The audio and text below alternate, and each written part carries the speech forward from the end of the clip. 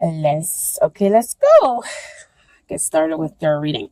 So first position, we talk about the potential of them being the one.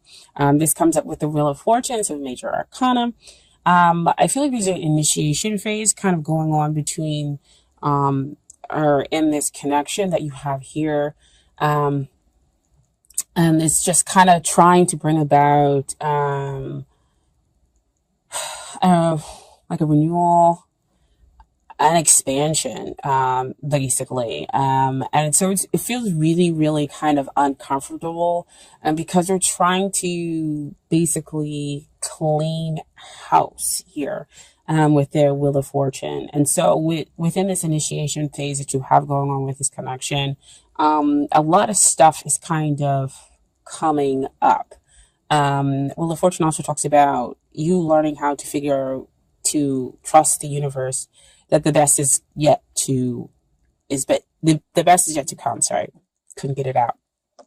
So while Wheel of Fortune is generally a pretty positive card that comes up, you have the good stuff coming up and the negative stuff coming down. But while that's all happening, it can be a very difficult, uncomfortable phase that's going on here within the connection. It usually does come out to signify soulmates for me, as one of those cards as well. But what we always have to remember is, yes, we do have romantic soulmates, but we also have those romantic partners that come in to kind of help us work out those negative things, those karmic things that are within us, in order to get us ready for a relationship that will be better for us, that will basically renew us and help make us shine, basically. So what we have next is the long-term potential. And first we have the Seven of Swords here. And this talks about, again, got a lot of trust issues going on here within this relationship. So trust, they could be wanting to escape the connection, because again, Wheel of Fortune, initiation phase, it's uncomfortable. So of course you would want to escape. Of course you may not fully trust what's going on because it is very, very difficult. And so that's kind of what the feeling is here within this connection. But we also have the Ten of Swords, which feels like, somebody, your thoughts are making you feel like somebody stabbed you in the back, because swords are always generally about thoughts. But this is, to me, again, kind of the ego needing to go down, to be just kind of put into its place. So see back over here, cleaning house, making sure that the ego knows its place in order to get rid of those limiting thoughts and those beliefs. Because with Ten of Swords, you're believing to be a victim, and that the relationship could possibly be over and ended. But this could be, of course, those thoughts that are going on within your head. So, I'm not going to sugarcoat it. Again, the long-term potential is difficult here, but it can just be a phase in order to bring about better energy for the relationship. Because again, we're going back here to the Wheel of Fortune, which talks about the bad going down and the good coming up. Okay. And so we have to work through that stuff. It has to come to the surface in order for it to go away. Okay.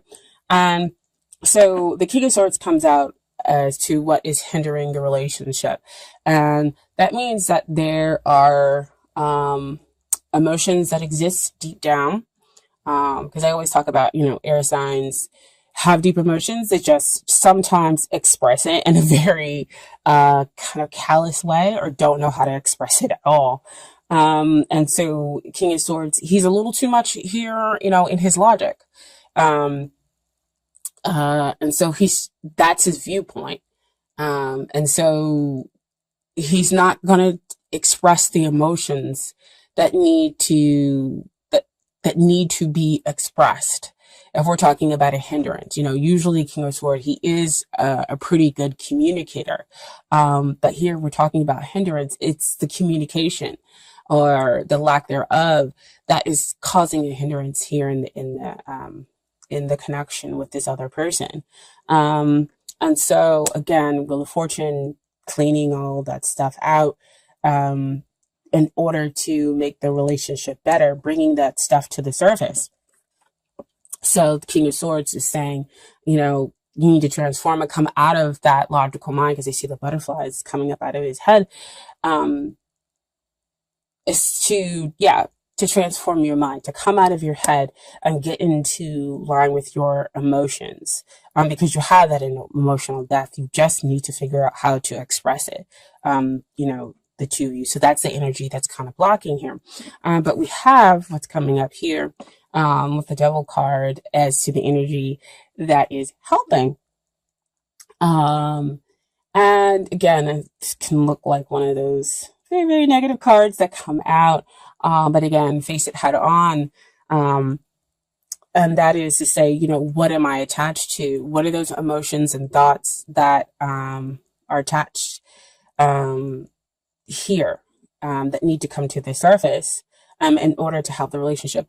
I also feel that that could also mean, when it comes up into what's helping, is that when the two of you get together, you have very intense, very strong emotions for each other.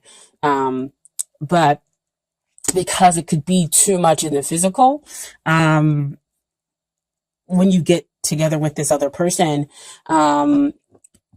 it could cause, those sensations of, well, I'm not going to be chained to this person emotionally. That's kind of what they're dealing, we get together, we have a good time, and yes, we have a connection, but I'm not going to think any more to it. Like, the feelings are over here and that's over there. But yet the connection is incredibly strong. Like, if you two, I see like two people sitting on a sofa saying like, no, we're going to talk about things. Like, we really need to kind of communicate and get the things out there. But then it comes up, here comes that devil, and it's like, well, do you really want to talk, or do we want to do something else?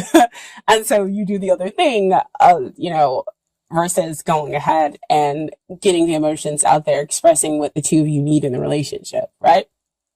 And so the mistrust keeps going, and the one person feeling like, maybe I should just give this up because we're not connecting here.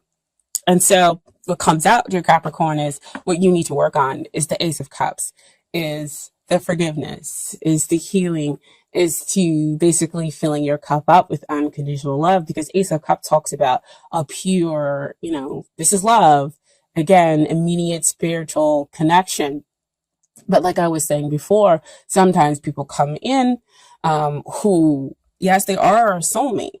But they kind of help us to work through things, to understand, what we need to let go of, what are the negative habits that we have in our relationships in order to experience happier, healthier relationships. So, there is a potential here for love. There is a potential here for healing, and for you to kind of elevate this romance, but you're going to have to take it. You're going to have to go through those cycles. So see back over again with that Wheel of Fortune, going through the initiation phase and willingly going through the initiation phase. Okay. Because I feel like, again, there's not so much willingness to go through it. So that's what you need to work on. And what they need to work on is the Four of Cups. So Four of Cups are very stable, within their feelings of, they don't want to see it. They don't want to see this cup of love, see, that you're offering, because that's the Ace of Cups being offered down there. And so they're too focused on other things to see that. Why I said getting together, two people sitting on a sofa, and it's like, well, we get together and we can talk about this stuff, but let's focus on something else. And we're going to go ahead and do the physical stuff versus focusing on the emotionals, focusing on the real connection here that can go beyond just the physical. But yet the two of you are still attached together and just kind of not knowing why. But the truth is once they kind of open up their eyes and see the offer of love, see the potential of love that can exist here, then again, we can have the relationship go to another level. We can then kind of end the initiation phase and have a renewal within the relationship, okay? And get to a place where we have a much happier whole relationship. And so what I have as an outcome here is the Five of Cups. Five of Cups is coming up to me is changing your perspective on the relationship. Because over here, there are 3 cups that are spilled. So see back over there with that 4 of Cups, those cups are now spilled over. And the person still doesn't see that now they've got another cup being offered behind them. 2 cups. 2 cups is always a deep emotional connection that is fulfilling. There's that giving and the receiving. That 2 parts are different, yet the same underneath, and able to give and take equitably. Equitably. Using like SAT words here. But give and to take, yeah, I'm going to go with equitable. So, so everybody receives exactly what they're supposed to happen. Sorry guys about the phones ring. But this is definitely, emotional sorrow, but needing to change that perspective on that. That's the outcome. And then we have the Nine of Swords. So see again, back here with the thoughts, where we have great grief and people aren't sleeping at night because, again, we're connecting here on the physical level. I mean, that's what's keeping you two kind of coming back together and remaining attached, but we're communicating our real feelings and emotions. So that's what we have the Nine of Wands being stacked up. And needing to change that perspective. And so I asked for more clarity about that. So the final outcome is judgment and awakening, and coming to a point where, we can do better, we can ascend, and we can have a renewal within the relationship. It's like they awaken, or the two of you awaken as to how to be able to move forward, and realizing that you can have more than just the physical. You realize what's been going on along with that Wheel of Fortune over there. Like I said, with the initiation phase, where you're going through stuff, you're fighting and you're resisting the moving forward. You're fighting and resisting talking about your emotions in order to move out of the physical plane, or you're fighting and resisting that you have a strong spiritual connection with the other person, versus something that's just going down here in the physical. That's just, they're giving me like earthly. But I mean, earthly isn't a bad thing. It's just when it's a lower vibration. That's what you want to come out of. And that's when we need to come out of the mistrust. And that's what gets transformed out. That's what gets removed out and ends over there. Okay. So I do have Romance Angel cards for you guys as well. And they're all very, very interesting. First we come up is free yourself. It's time to take back control of your life. So see again with the Wheel of Fortune, talking about freeing yourself from those mistrust issues, getting rid of those limiting beliefs, communicating, getting those emotions out there, and freeing yourself from just having that physical, intense emotional, relationship. Okay.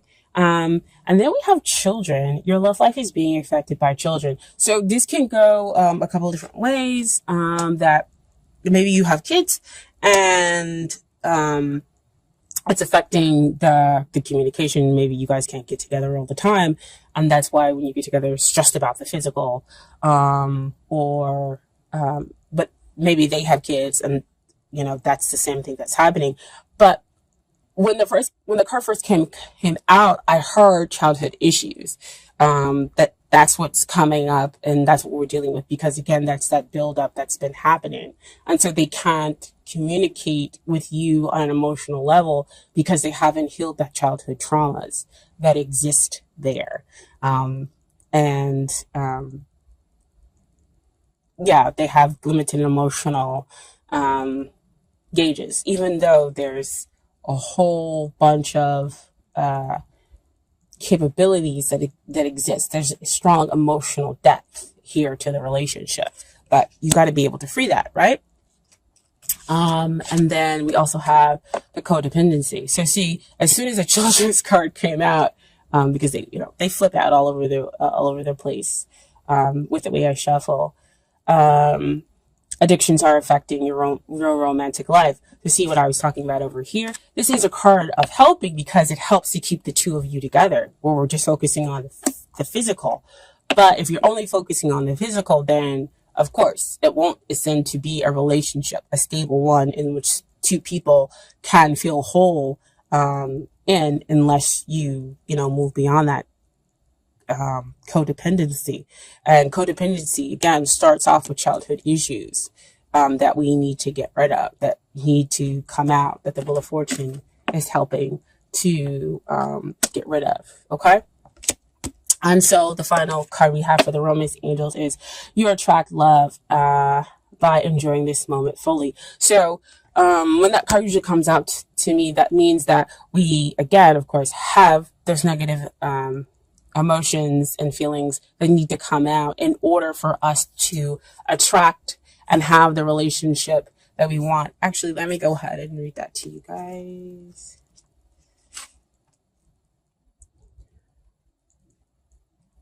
Attraction. Like a good friend, the Romance Angels send you this card to tell you the truth. The best way to have more romance in your life is through attraction rather than through strenuous effort. You're most attractive when you're fully enjoying yourself in the present.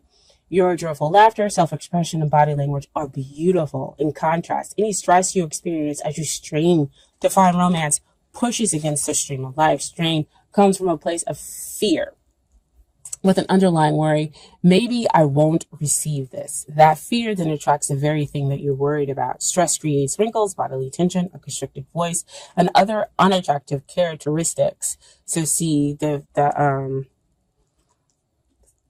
you have the Devil card that's keeping you two together. You're attached together, but not in the most healthy way. It's just, that physical plane. But what needs to come out, it's the hindrance, it's the fear of dealing with the emotions and not being able to communicate those emotions is what they're talking about. So what their advice is, so go smell a rose, enjoy, fully embrace this fragrance beauty. Allow yourself simple pleasures that lead to great joy. Affirm frequently that you are loved and lovable. Visualize a wonderful romantic relationship with a great partner. Take excellent care of yourself and follow your inner guidance via the law of attraction. You'll draw romantic love to you through your own attractive nature. So that's just kind of the basis, which I said back over here is what you need to work on. That Ace of Cups. Attracting, forgiving, that all exists here. She has trust. She has her heart open. She's able to receive and will only attract the best and the highest relationship for her, which also basically over here with that Wheel of Fortune card, okay?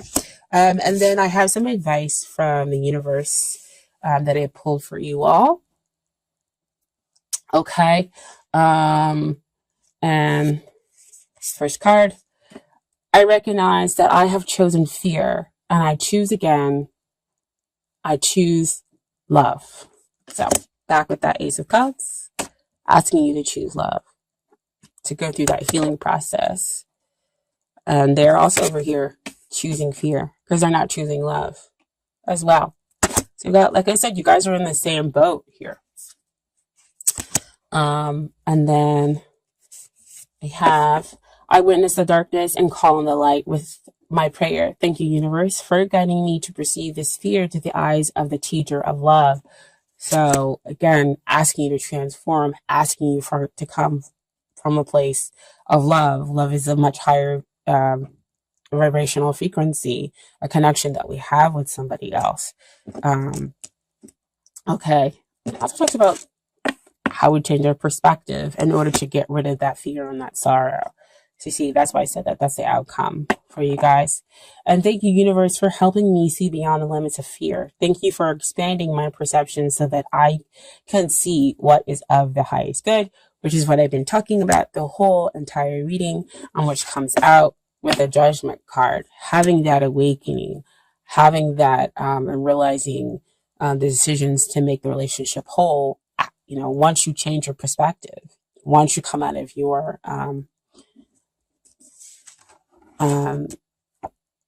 mental processes,